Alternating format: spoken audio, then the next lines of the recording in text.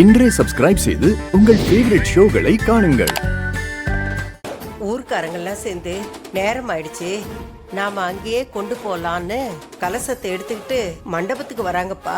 எனக்கு என்ன பண்றதுன்னு ஒன்னும் புரியல, படபடப்பா வருது சாமி.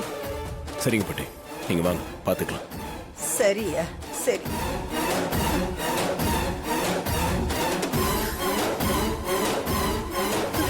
எப்பா சகல யார்ப்பா போன்ல? பாட்டி தாங்க. ஏன் என்னப்பாச்சு? ஊர்க்காரங்கெல்லாம் கலசத்தை எடுத்துக்கிட்டு இங்கே வச்சு பூஜை பண்ணிடலான்னு மண்டபத்துக்கு தான் வந்துட்டு இருக்காங்களாம். என்னது, ஊருக்காரங்க மண்டபத்துக்கு வராங்களா? கேக்குறதுக்கு பக்கு பக்குன்னு இருக்கியா சகல? அத்தைக்கு மட்டும் எல்லாம் தெரிஞ்சா நாம ஒளிஞ்சோம்ப்பா. எதுவா இருந்தாலும் ஃபேஸ் பண்ணிக்கலாங்க. வரட்டும். ஐயோ,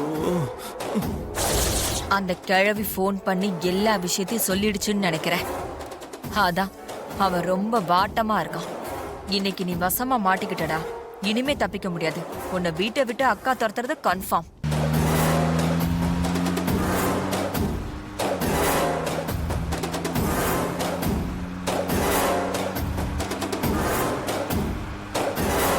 எப்பா சகல மண்டபத்துக்கே பூஜைக்கு வராங்கன்னா அது நம்ம சின்ன அத்தையோட வேலையா தான் இருக்கும்.